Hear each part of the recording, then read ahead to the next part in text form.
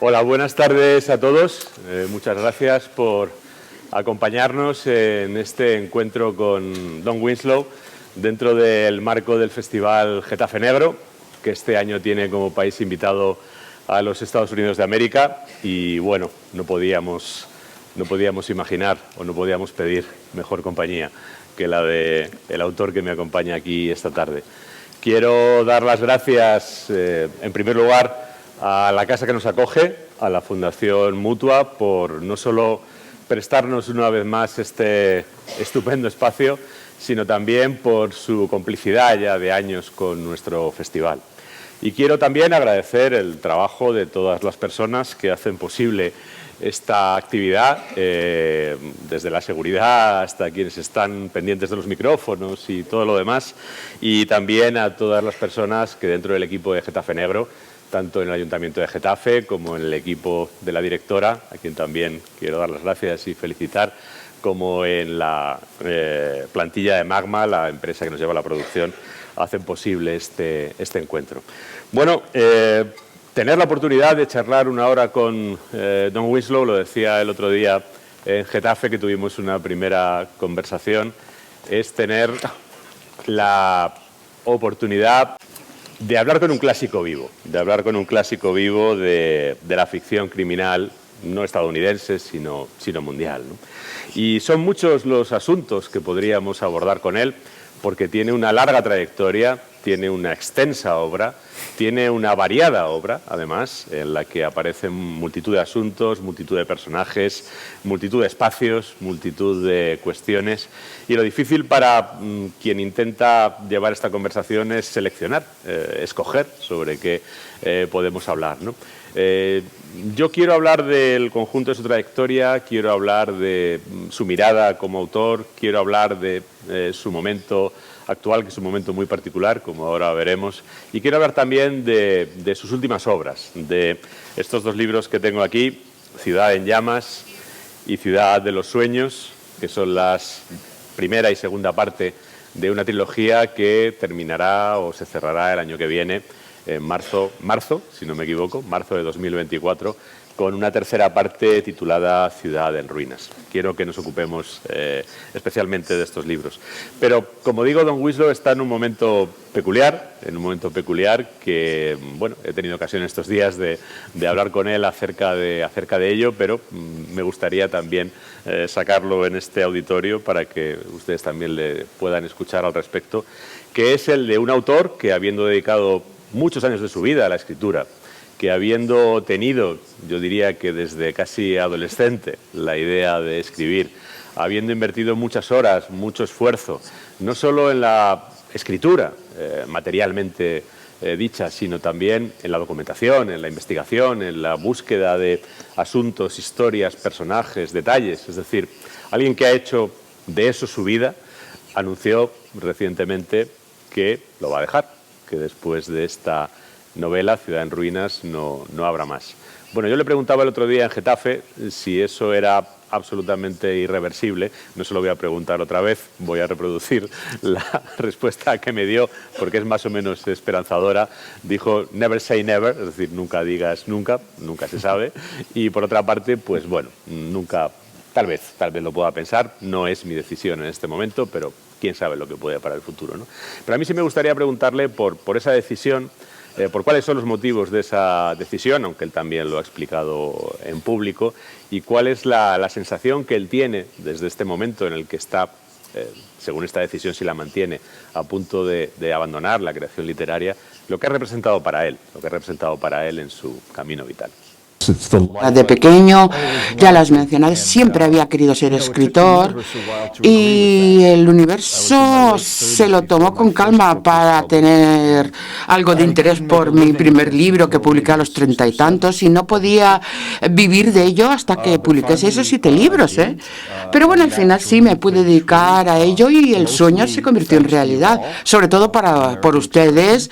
Es una expresión norteamericana, thanks to you all, todos los lectores que me han apoyado y en España, de hecho, mucho antes que en otras partes del mundo, desde luego mucho antes que en Estados Unidos, en mi mismo país. Los españoles han sido seguidores y desde el fondo del corazón de verdad gracias, ¿eh?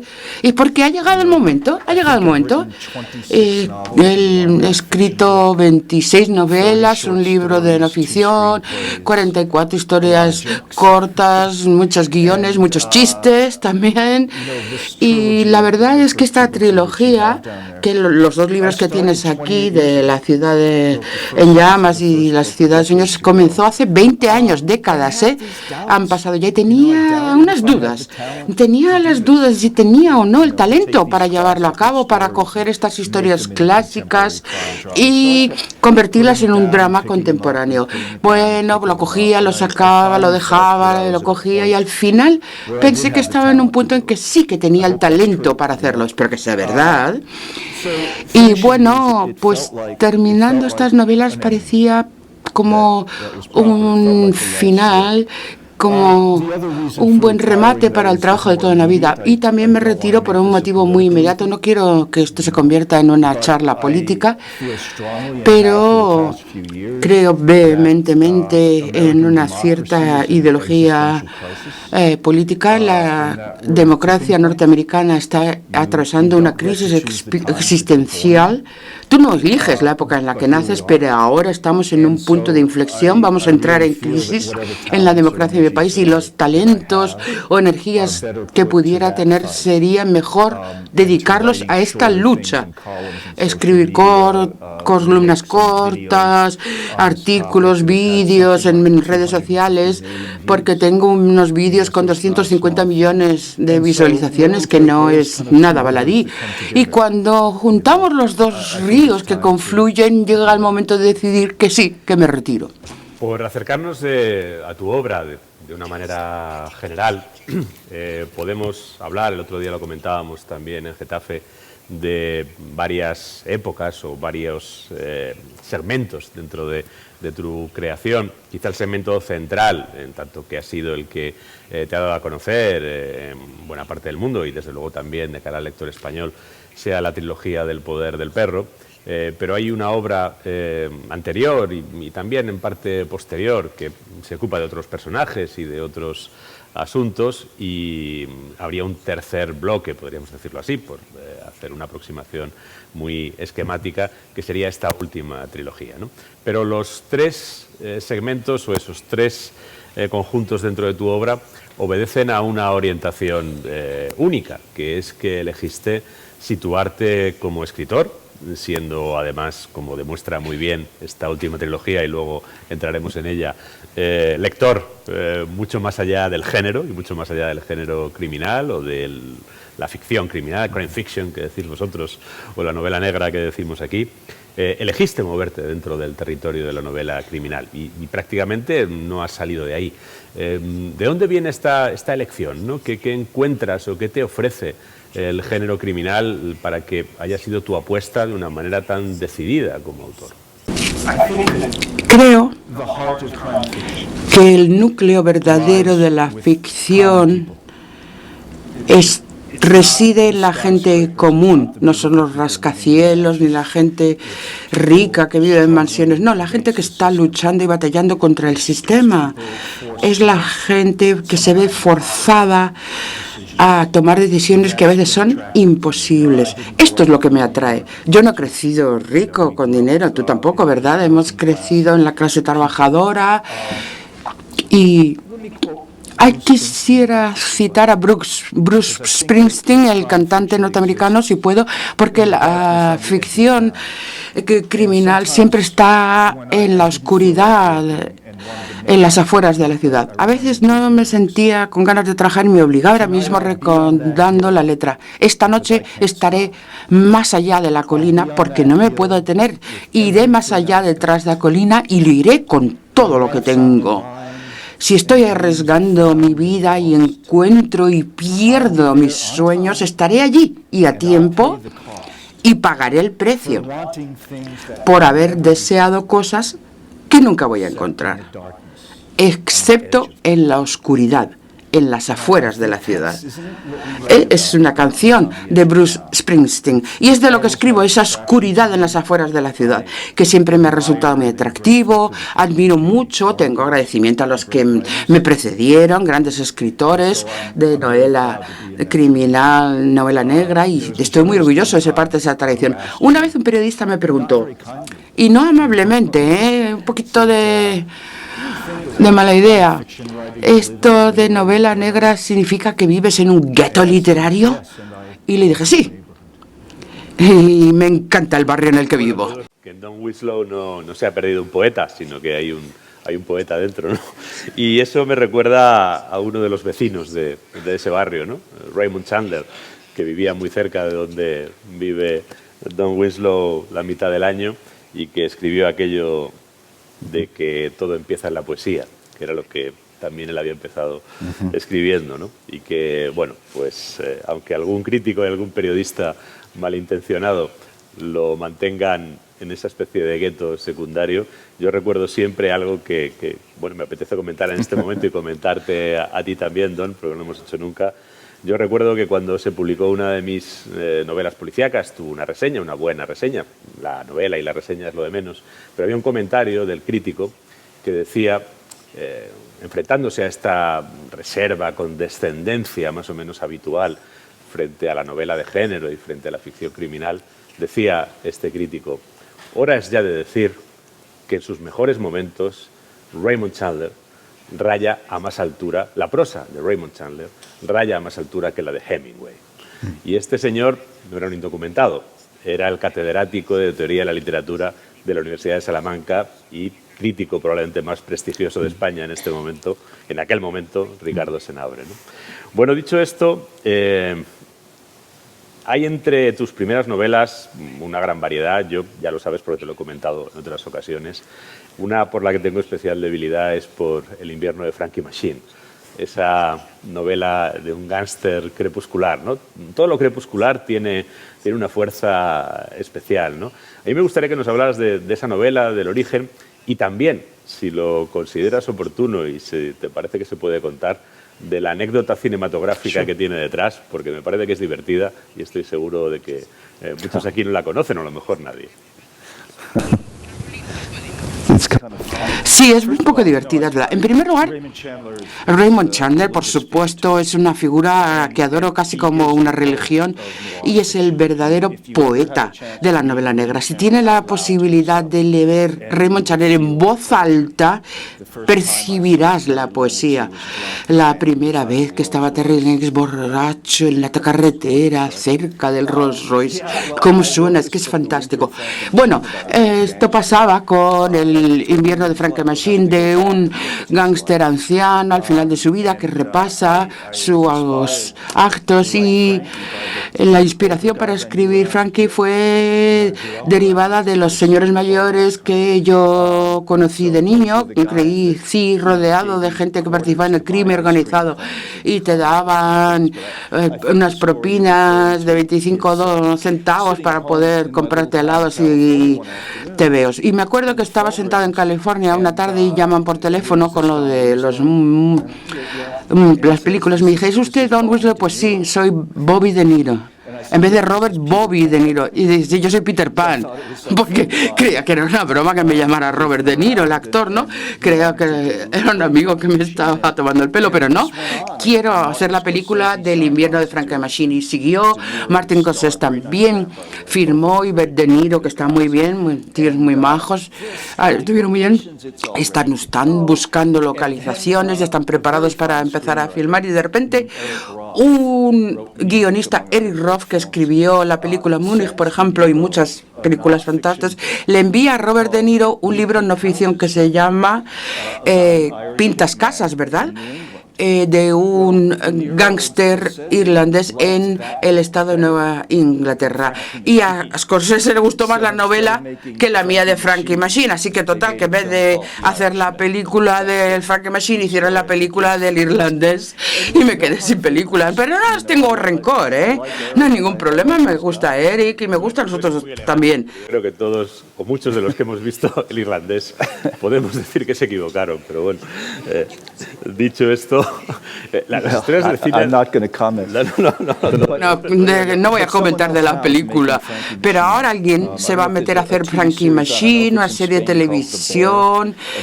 Tenían el Bird de un restaurante en Chicago, es el que va a hacer la serie de televisión de Frankie Machine. Es así, ¿no? Muchas cosas empiezan y no terminan.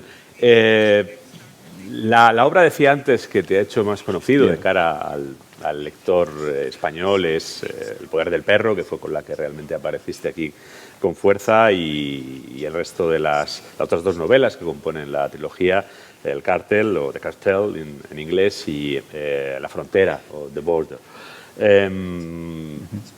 Es un universo narrativo del que podríamos estar hablando toda la hora, ¿no? Pero por centrarnos en un par de cuestiones, ¿no? Y también dejar espacio para más cosas.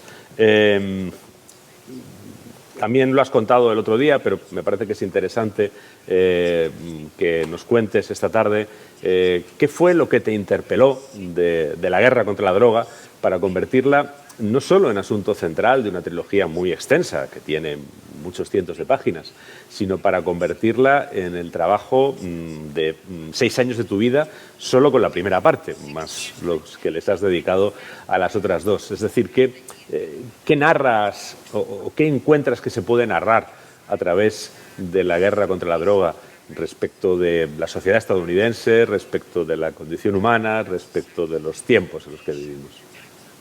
Pues sí, en septiembre, 19 de septiembre en 2018, siempre empiezo las mañanas con 5 periódicos, un café y 5 periódicos. Pero esta mañana, en 1998, cogí el periódico local de San Diego, en California, donde vivimos, y había una historia en el periódico, pues, de la masacre de 19 hombres, mujeres y niños masacrados por un cártel de narcotráfico. El cártel en aquel entonces ni siquiera un término acuñado, solo se hablaba del narcotráfico. Y yo, pues la verdad, me dejó muy impresionado, no podía entender cómo había sucedido esto. Y después, unos años después, desde el 98, que hubiera 19 cadáveres, ni siquiera habría salido en los titulares. Ha habido miles que han muerto en la guerra contra la droga, y no digamos en México. Y en aquel entonces yo estaba averiguando, pero bueno, ¿cómo puede ser? ¿Cómo ha sucedido esto? No tenía interés en escribir acerca del narcotráfico, había crecido rodeado de ellas, no las quería ni ver. Estaban en el colegio cuando era pequeño, estaban en el barrio, y siempre quería mantenerlos así alejados, ¿no?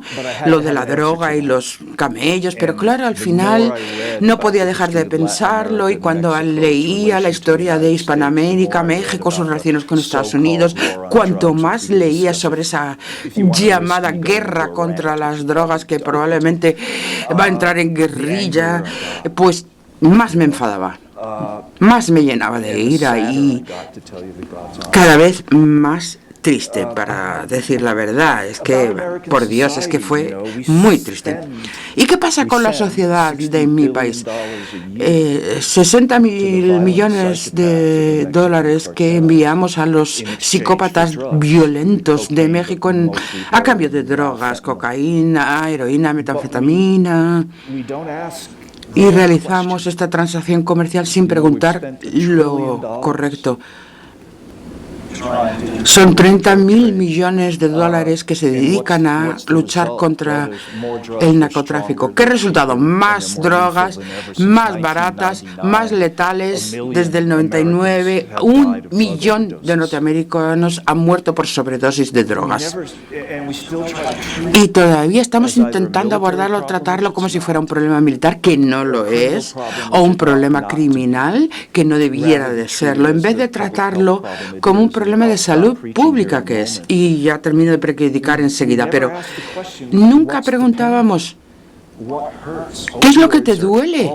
Los opioides como analgésicos siempre se prescriben como respuesta al dolor. Para eso los tenemos, menos mal, cuando tienes el dolor, pero siempre se dan en respuesta a un dolor. Si tienes millones de personas en el país, y supongo que también aquí en España, lo lamento mucho, pero tienes millones de personas curarse, aliviarse algún tipo de dolor, ¿por qué? ¿Qué dolor tienes? ¿Por qué tienes que recurrir a las drogas? Si vas al médico mañana, la primera pregunta es, ¿dónde te duele? ¿No? Y no podemos responder, ni siquiera hemos preguntado preguntado esto. ¿Dónde te duele? ¿Por qué necesitas drogas? Entonces, esa mañana de septiembre me lanzó a 6 años de trabajo para escribir El poder del perro, pero son 23 años trabajando y escribiendo sobre narcotráfico y he visto mucho dolor. Mucho me temo que todavía estamos intentando que la gente pregunte y responda a esta pregunta tan esencial. No sé si realmente estoy respondiendo a la pregunta que me has planteado, pero bueno. Además, estas paradojas que también hemos comentado alguna vez, de que la guerra que ha elevado los costes de los narcotraficantes ha demostrado que son magníficos gestores empresariales, ¿no? Comentamos el otro día un libro que se llama Narconomics, que estudia los cárteles de la droga como grandes compañías y es un libro hecho por un economista que las analiza como modelo de negocio y dice, son más eficientes que cualquier otra compañía mercantil que exista, ¿no? Y lo que has dicho lo demuestra. Hacen frente, sus costes principales son los derivados de la ilegalidad de las drogas, es decir, de tener que hacer frente a los sistemas legales y policiales para poder traficar.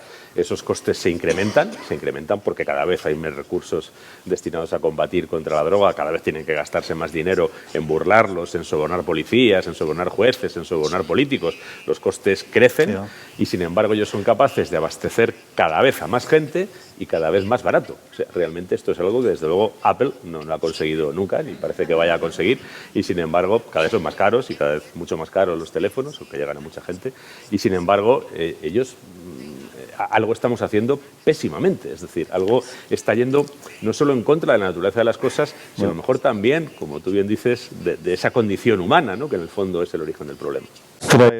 Y también lo podría, si puedes ilustrar un poco, lo que no entendemos sobre los cárteles de narcotráfico es su negocio es como si fuera Federal Express o Amazon. A ver, si esta botella de agua fuera a costar $1 aquí, ¿vale? ¿Me siguen?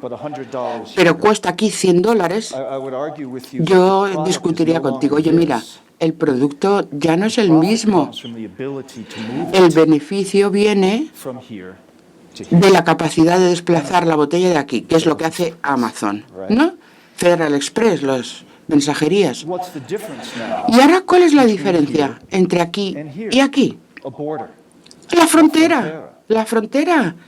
El límite entre los dos países. Entonces, la capacidad de que esto vaya hasta aquí es donde se generan los beneficios, el modelo de negocios, el modelo corporativo al que has aludido, que se ha hecho muy eficiente. Son muy eficientes a la hora de transportar algo que cuesta $1 aquí. Y digamos que ahora es legal y cuesta también $1 aquí. No tendrían beneficios, ni modelo de negocios, ni económico, ni carteles. Lo espantoso, lo horrible como consecuencia de todo esto es que ha hecho que este territorio entre medias sea un territorio por el que matas. Cuando estamos considerando la violencia de los narcotráficos, es la lucha muy violenta para controlar este pedacito de terreno para poder trasladarlo de aquí a aquí a través de la frontera. Cuando vemos todas estas muertes en México, la amplia mayoría se produce en estos territorios justo cerca de la frontera de México. Si tú vives en El Paso, en Texas, en los Estados Unidos, Juárez está al fondo de la calle, y lo digo literalmente porque envías la pelota de tenis y ya has cruzado la frontera. Con lo cual, toda esta zona intermedia se convierte en un campo de muerte simplemente por el valor de transportar de un lado al otro lado. Y dije que ya iba a dejar de predicar y me voy a centrar, pero bueno, lo voy a dejar ya, porque el problema de las drogas de México no es un problema mexicano, es un problema norteamericano de drogas, es un problema europeo, y lo siento. Sin un comprador, nadie vendería drogas. Sí, aquí, aunque quizá no somos tan conscientes porque no los tenemos cerca, también somos clientes. También somos clientes incluso de esos, lo hemos sido de los carteles colombianos y lo somos en este momento de los carteles mexicanos. Utilizan intermediarios, pero al final estamos también enviando algunos millones de euros a esas manos desde aquí, ¿no? Hay una dimensión en tus novelas sobre la droga que es quizá la más evidente, ¿no? Que es el retrato tanto de los narcotraficantes como de quienes los combaten. digamos, los que están en la guerra, ¿no? Los contendientes, que siempre son los personajes más llamativos, ¿no? Y a mí me gustaría ponderar, y también que nos comentaras brevemente, la construcción que haces de esos personajes. Yo creo que en tus novelas, me corriges si me equivoco, en tus novelas los narcos están absolutamente despojados de esa idealización a la que nos han conducido algunas ficciones audiovisuales, que como el otro día comentaba alguien, no recuerdo dónde, lleva a que haya personas en el metro llevando una camiseta con la efigie de Pablo Escobar, que es un asesino de masas, un asesino de masas, incluidas mujeres, incluidos niños, ¿no? Por un lado eso, por otro lado tampoco hay una idealización de los justicieros, ¿no? Si tu gran justiciero es Art Keller, es un hombre que para en un desengaño absoluto respecto del mundo en el que vive, de lo que hace, de la guerra en la que está, que casi admite que está perdida, ¿no? Pero hay otros personajes que a mí me interesan mucho y me parece que son una de las grandes aportaciones de tu trilogía sobre la droga, que son los personajes siempre eludidos en la ficción criminal, porque parece que no tienen esa garra, parece que no tienen ese atractivo, ¿no? Y me refiero a las víctimas, me refiero a los seres humanos por cuyas espaldas esto pasa como una apisonadora, ¿no? Y yo siempre tengo en mente, cuando pienso en esta dimensión de tu obra, en esos personajes de la última parte de la frontera, de The Border, ese niño centroamericano que para huir de las bandas de su país atraviesa Centroamérica, atraviesa ilegalmente la frontera y acaba cayendo en algo igual o peor, y esos dos adictos de Staten Island que están ahí buscando su dosis, ¿no? ¿Cuál es tu trabajo para construir estos personajes, ¿no? tan distintos, pero que componen el mosaico completo de la historia? Bueno, en primer lugar, gracias por decir esto de estos personajes.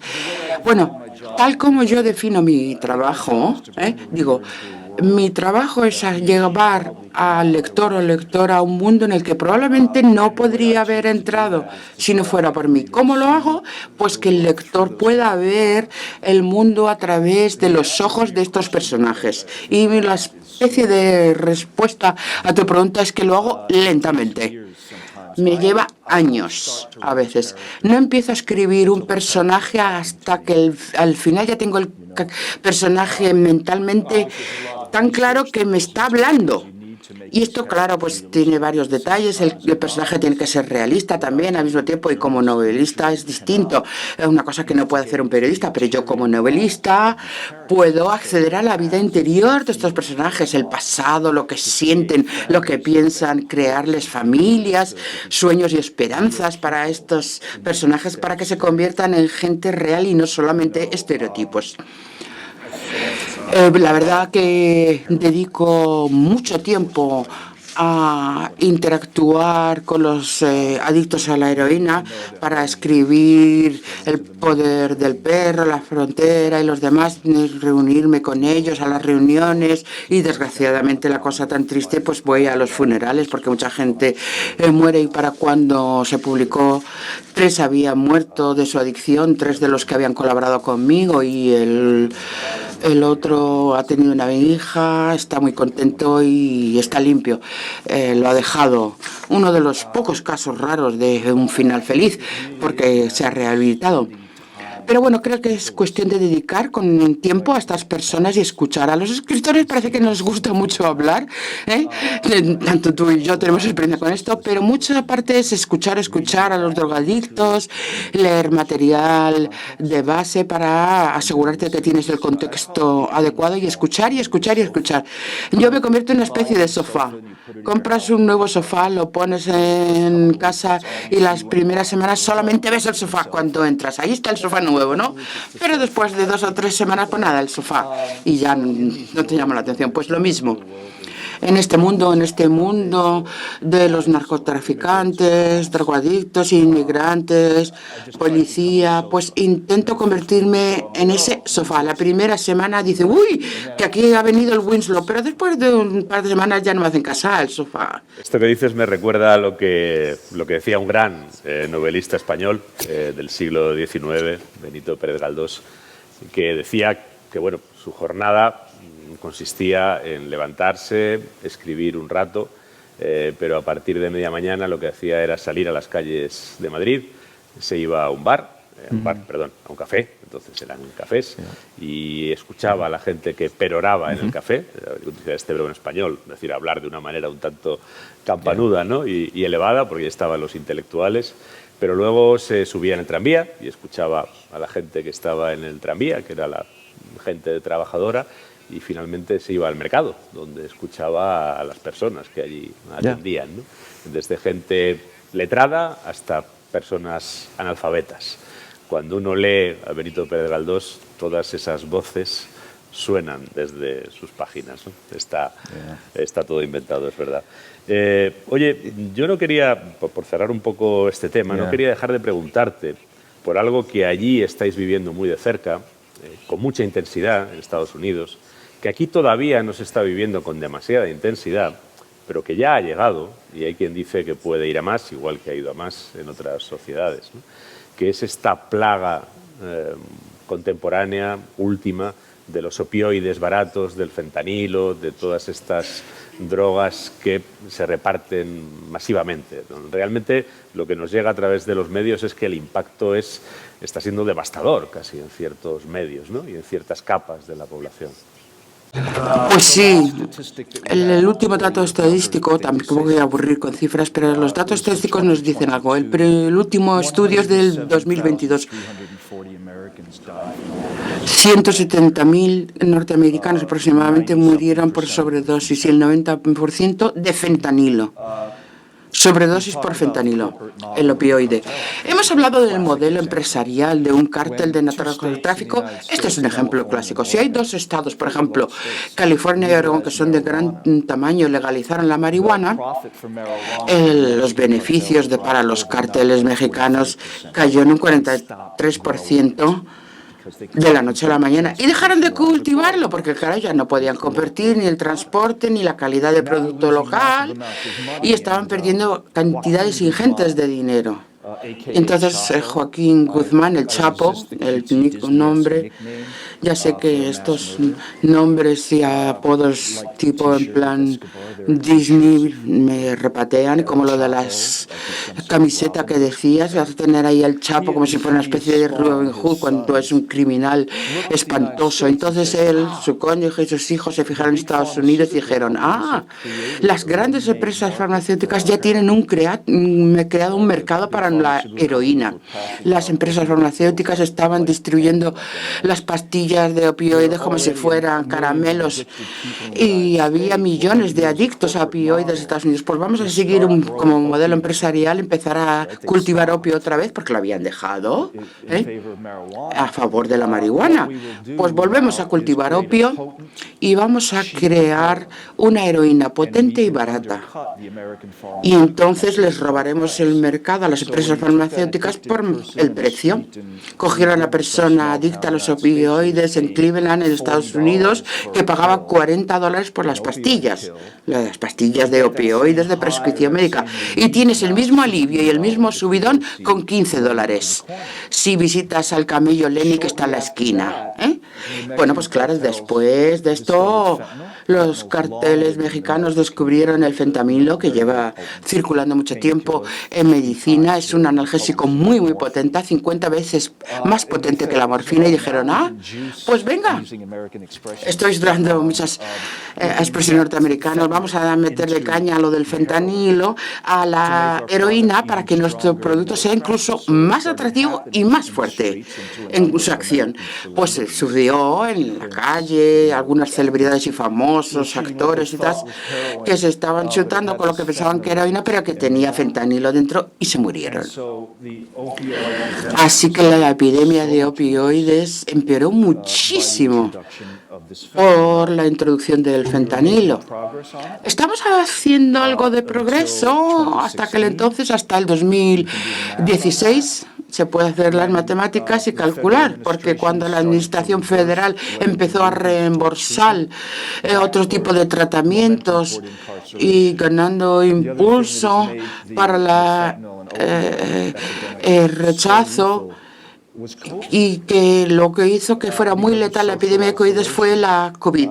La pandemia produjo aislamiento social y después de tantos años, de 23 años estudiando el problema de las drogas, que la causa fundamental de la muerte de los drogadictos es el aislamiento, la soledad, falta de contacto humano. Y ahora de repente vino la pandemia de la COVID y el aislamiento social fue forzado contra todos y las muertes por sobredosis que se habían estabilizado subieron como la espuma. También y no en han nuestras bajado. sociedades europeas tenemos una pequeña cuota de soledad y de dolor, ¿no?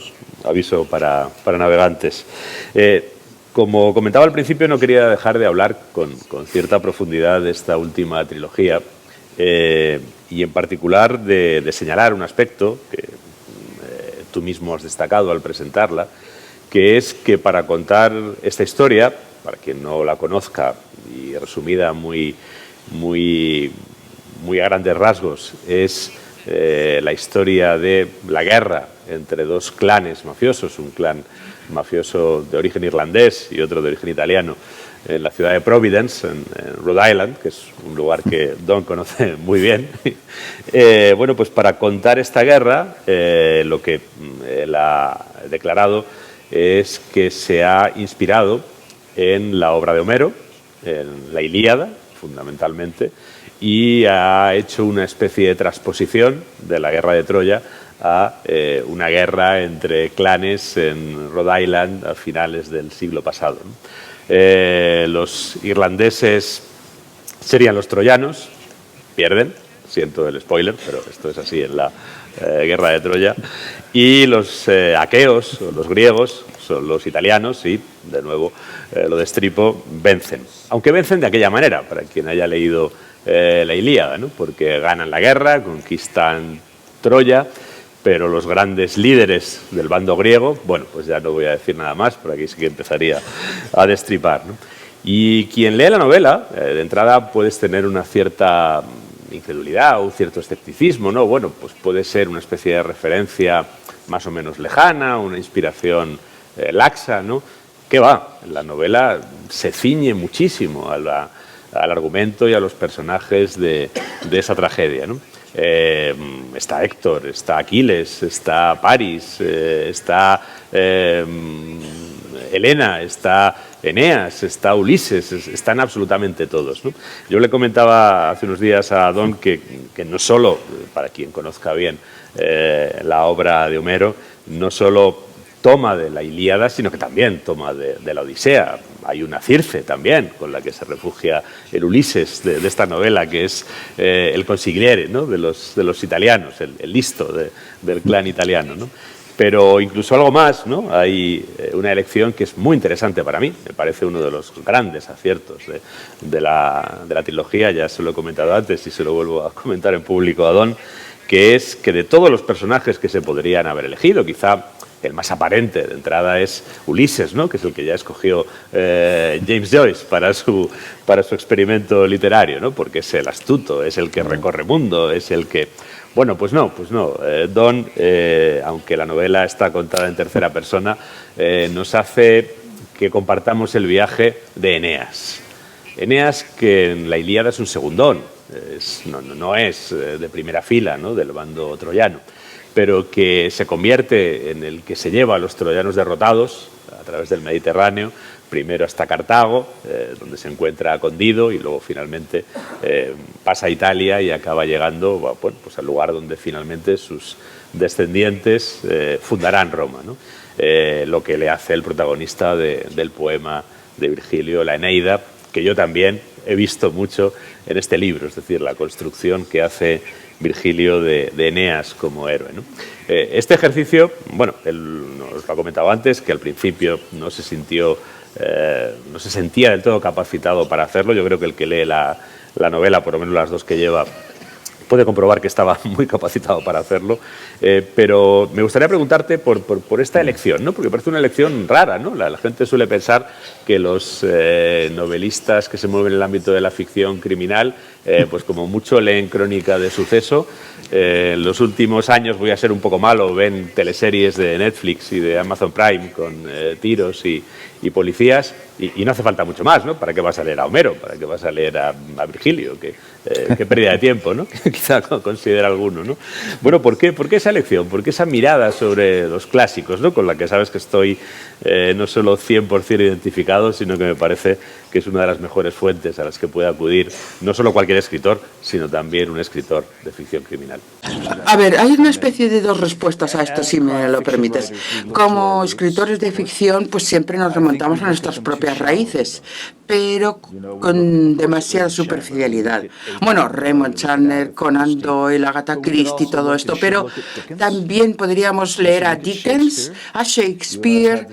Tú y yo ya hemos tenido esta conversación. Desde luego deberíamos leer a Cervantes para identificar nuestras raíces y remontarnos a estos clásicos, que es como la segunda parte de la respuesta.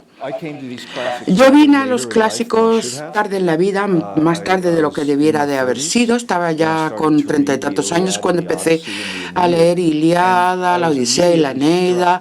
Inmediatamente me llamó muchísimo la atención las similitudes que había entre las historias, los personajes y los temas, no solo con la novela negra, la ficción criminal, porque todos los temas que tratamos en mi género bien amado de la ficción criminal ya existían desde la época de los griegos clásicos, pero también la historia, porque la Ilíada, pues como empieza, ya está la guerra, pero comienza discutiendo por una mujer, la Helena de Troya, y la mayor parte se realiza en la playa, ¿no? Por el asedio y el ataque, y eso me llamó mucho la atención. Cuando yo era un chaval, la mafia italiana y la irlandesa tuvieron una fiesta en la playa, de verdad que pasó.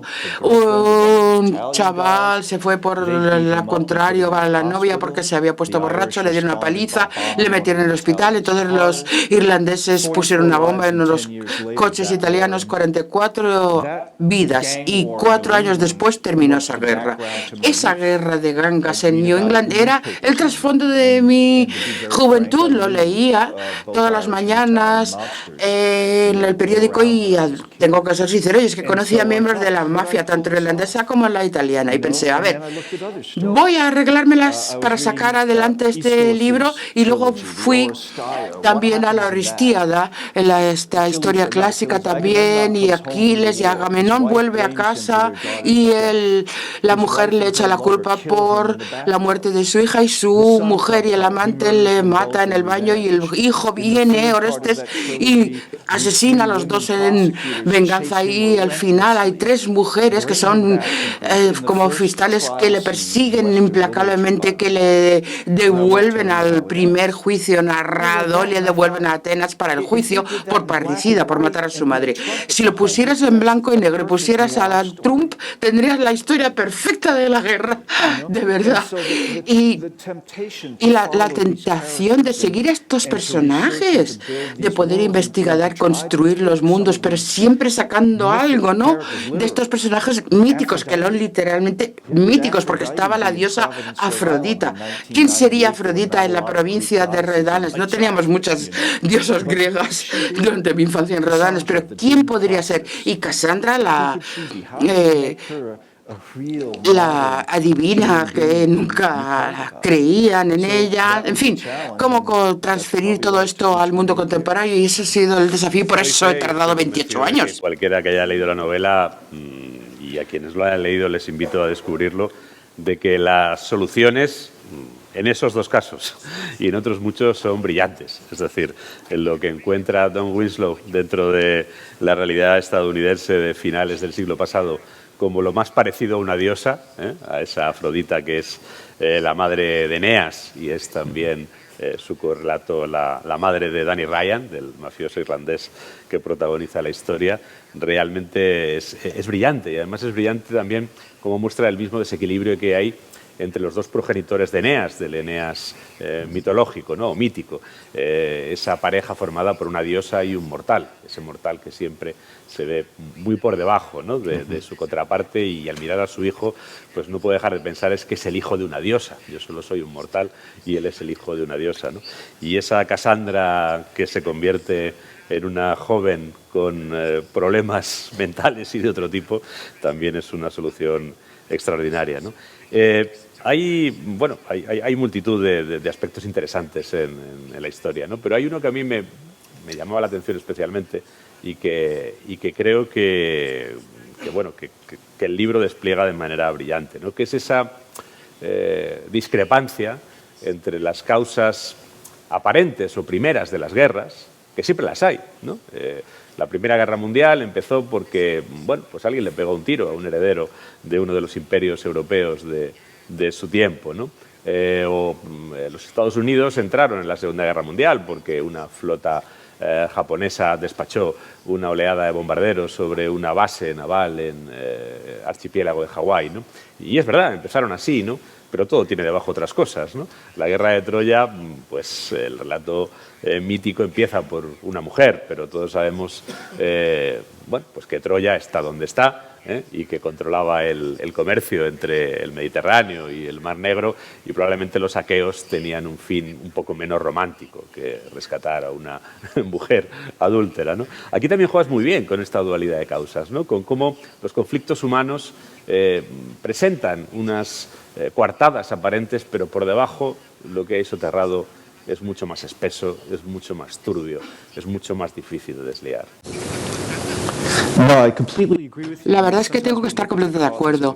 A veces vemos las causas aparentes de los conflictos y siempre parece que hay una que lo desencadena, un gatillo, pero no, prácticamente nunca es verdad. Desde luego nunca es verdad en términos de la guerra entre las bandas y las mafias. Siempre es que estudias el crimen organizado, te lo prometo, que llevo toda la vida investigándolo. Los temas subyacentes son siempre el dinero, siempre es el dinero.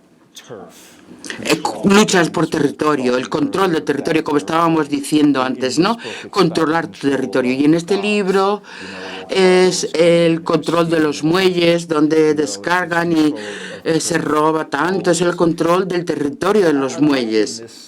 Pero me gusta esta dinámica del surfing del océano. Cuando estudias los océanos, que siempre son maravillosos y preciosos en su propia naturaleza, pero es lo único que ves es la superficie, la punta del iceberg. ¡Qué olas tan bonitas! Y es fantástica, qué bonita, qué maravillosa, la ola es real, pero también sabes que por debajo de la superficie del mar hay mucha agua muy oscura y que habrá algo por debajo de todo esto que podría suceder a cientos de kilómetros y con muchísima profundidad, que ha dado lugar a la ola que es tan bonita y que es tan bonita y que puedes navegar y surfear y que te emociona tanto.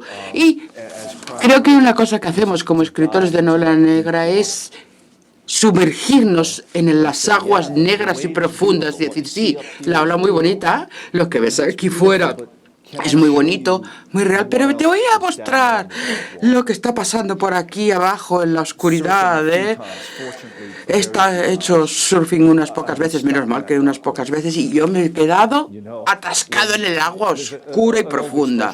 Hay una expresión del surfing en Norteamérica que dices, a veces la ola te lleva, en vez de montar tú la ola, pues a veces la ola me ha llevado a mí y la ola me dice, oye, mira, Don, no te voy a llevar a la orillita, no, te voy a sumergir, te voy a dar unas cuantas volteretas y te voy a mantener en la profundidad y en lo oscuro hasta que casi te creas que te vas a morir. Y ahora veremos si te gusta o no el agua. Y otro tema es que una vez que ya te han dado muchas vueltas en el fondo del mar, ya no sabes dónde está arriba y dónde está abajo. Aunque dejes de dar vueltas, es difícil discernir si voy hacia arriba, hacia abajo, más profundo en estas aguas tan oscuras. Y esto es verdad también en la vida real de los criminales, porque a veces se creen, bueno, pues yo voy a salir, y cuando no consiguen salir, como en el caso de Danny Ryan, ¿no? Pues profundizas y te sumerges todavía más. A través de Danny Ryan hacemos un viaje al que quiero invitar a los lectores, no quiero anticiparlo, pero bueno, nos acercamos también al Hollywood de finales del siglo pasado. Tiene un montón de de aspectos interesantes que podríamos comentar, pero el tiempo se nos va consumiendo, como suele suceder. Yo estaba buscando un pasaje que tenía marcado, pero lo tengo marcado en otro ejemplar de esta novela. Me he traído el que dedicaste a mi hermano y por eso no lo encontraba. Así que lo tendré que reproducir de memoria. Es ese pasaje que dedicas a la guerra, esa conversación que hay entre Marty, el padre de Danny Ryan, y el propio Danny Ryan, que de paso es un héroe como Eneas o como Virgilio pinta a Eneas, ¿no? No es un héroe homérico como son Aquiles o Héctor, que son tipos decididos, que no se cuestionan nada. Eneas está dudando todo el tiempo y Danny Ryan también está dudando todo el tiempo. Y hay un momento en el que, dentro de esas dudas, le pregunta a su padre si cree que la guerra habrá terminado ya, ¿no? Y el padre Marty, que es el trasunto de que sería el padre de Eneas en la Eneida, que le acompaña en la huida, le dice, bueno, la guerra no acaba nunca, la guerra va y viene. Y cuando se vaya y llegue la paz, aprovecha y disfruta mientras puedas. Y cuando se va la paz y vuelve la guerra, lo único que puede hacer uno es intentar sobrevivir. Qué maldición, ¿no? Pesa esta maldición sobre los seres humanos porque no nos libramos de ellas, ¿no? El mundo no se libra de ellas. Quienes aquí estamos, afortunadamente, podemos conversar tranquilamente, sin miedo a que ningún artefacto explosivo teledirigido impacte contra esta cúpula, pero es algo que no pueden decir ahora mismo en Gaza o que no pueden decir en las bases estadounidenses de Irak, donde están cayendo cosas explosivas, ¿no? Y parecía que hubo un momento, ¿no?, final del siglo pasado, en el que alguien se ilusionó pensando que las guerras se habían terminado. Estamos condenados a construir nuestra historia mediante el enfrentamiento, mediante la pérdida sucesiva e interminable de la paz. Qué cosa más optimista, cómo me has animado. Es que, a ver, es verdad, por supuesto, la guerra es parte de la condición humana, es parte de la naturaleza, de lo que hacemos como seres humanos. Yo me eduqué mucho en la historia africana con una licenciatura en historia militar y me he especializado durante años en esto. Y parece que es que simplemente es parte inherente a lo que somos como humanos y no creo que vaya a terminar nunca, no. Intentaremos hacerlo lo mejor posible para mitigarlo, haciendo algo, pero habiendo dicho esto, tampoco estoy de acuerdo con la actitud pesimista. El pesimismo no me gusta. Vale, tú si quieres puedes ser pesimista. Yo soy cínico y bastante prosaico y puedo ir un poco por el pesimismo. Pero entonces, ¿qué? ¿Entonces qué? ¿Qué haces con el pesimismo? ¿Qué haces? ¿Te tumbas en el sofá del que estábamos hablando? ¿Te acurrucas y esperas a que llegue el final del mundo? Pues no, habrá que ir dando pasos, un pie detrás del otro y hacer todo lo que puedas. Hazlo factible. Haz esa pregunta tan famosa de hace 150 años. ¿Qué es lo que tenemos que hacer? ¿Qué es lo que tendríamos que hacer? Y creo que la respuesta es que haremos lo mejor posible a nivel humano, generalmente a título individual, de persona a persona, y hacerlo lo mejor posible en contra de esta maldición que yo pienso que es parte de la condición humana. Winslow, son las 8 en punto, no quiero abusar ni del público ni de él. Y no sé si alguien tiene interés en hacer alguna pregunta, no sé si tenemos alguna infraestructura que permita... Muchas gracias, señor Winslow, por haber venido. Espero que disfrute de su estancia aquí. Quería preguntar de su última novela, su decisión de llevarla a Hollywood. ¿Por qué? ¿Por qué escogió Hollywood? ¿Y qué es lo que hizo? Porque hemos estado hablando con el proceso de información y documentación. ¿Qué es lo que hace exactamente para mostrar el Hollywood del cine? ¿Cambia el proceso cuando habla de carteles de narcotráfico? Pues muchas gracias por la pregunta. Había un par de motivos por los que llevé a Danny a Hollywood. Primero, porque estaba siguiendo el ciclo vital del personaje y de Inés. Inés escapa de la pérdida de la guerra de Troya, si la Eneida tiene un naufragio y llega a una cava y en la cueva hay imágenes de la guerra de Troya, ve su vida, sus vecinos, sus amigos que murieron en la batalla y lo ve. Y entonces, ¿cuál sería el equivalente contemporáneo? No puedo tener un gángster irlandés que entre en una cueva y vea un mural. ¿Y la respuesta cuál fue? Pues fue muy simple, muy notable y me dio vergüenza, pero es que es una película. Ya está. Y me intrigó mucho la idea de Danny entrando al mundo de los sueños y del celuloide. Y en términos de la investigación, pues para ser sincero, no voy a presumir, pero tampoco vengo aquí para mentir, pero todo lo que he escrito ha sido comprado para películas, televisión o algo. O sea que ya me maneja un poquito sobre estos temas. Ya está nadando en esta piscina. La mayoría no se han hecho las películas ni series, pero he estado en el plato, en los estudios, el mundillo. Puedo contar un montón de anécdotas. No te preocupes que no me voy a poner. Pero la investigación era muy poca. Nada, un poco de memoria, porque había estado viviendo el mundillo del cine. Y otra cosa es que estamos enfrentándonos a la mitología, historias épicas, clásicas, y en California nuestra cultura siempre ha sido el lugar donde la gente va a reinventarse a sí mismos. Se van siempre a California. En toda la literatura occidental la gente emigra al oeste para reinventarse, aunque la reinvención lleve a la muerte. Así que yo quería seguir este camino que está, por supuesto, representado como un arquetipo en las películas, y tenía una tradición mítica en Norteamérica de emigrar a California, y por eso lo hice. ¿He respondido más o menos a su pregunta o no?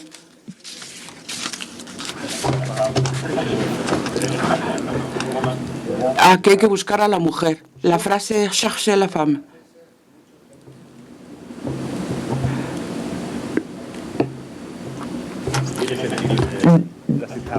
In your trilogy, ¿Tiene algún sentido? Cherchez la femme es un aspecto clave de la novela. Pues sí, por supuesto, desde luego. En la Eneida, en la parte media, tiene una historia de amor muy trágica, una tragedia. Eneas conoce a Dido, que es la reina trágica de Cartago, pero ni su pueblo ni el otro están a favor de que se casen, pero se enamoran con muchísima pasión, tienen un amor fugaz. Y no tendría sentido, pero este señor tan práctico, tan prosaico y pragmático se enamora a lo loco, con muchísima pasión de la mujer, de las películas, de la actriz de cine, y no va a funcionar, no puede salir bien, y no sale bien, claro. Yo estaba intentando buscar el equivalente contemporáneo, ¿no? Pues sería Danny, que se enamorase de una actriz que además hace el papel de Helena de Troya en la vida de Danny, en la película que van a hacer. Y cuando la Eneida llega a Roma, también tiene otro conflicto con mujeres, ¿no? Parecido a la Ilíada, y yo creo que Virgilio lo estaba copiando en la Eneida, y eso ya no lo podía hacer en el libro 3 porque estaría repitiendo, y tuve que pensar de otra forma, y de nada menos que una década, una década pensando qué iba a hacer esta mujer, porque esto de enamorarse de una especie de princesa no iba a funcionar, y pensé, ¿cuál sería el gatillo del conflicto? Pues en el libro 3 la mujer será una propiedad, un casino, y allí tendremos el conflicto. ¿He respondido más o menos a la pregunta? ¿Caballero? Más o menos. ¿Más o menos? Los sueños. Una última pregunta. Es los sueños. ¿Alguien? Si no la hay, pues, bueno, escribió Raymond Chandler aquello, ¿no? De que por estas calles mezquinas o despreciables debe caminar un hombre que no sea mezquino o despreciable. Yo creo que la obra de Don Winslow y su mirada nos demuestran que por estas calles, afortunadamente, sigue caminando quien mantiene la mirada limpia. Muchas gracias, Don. Gracias a todos.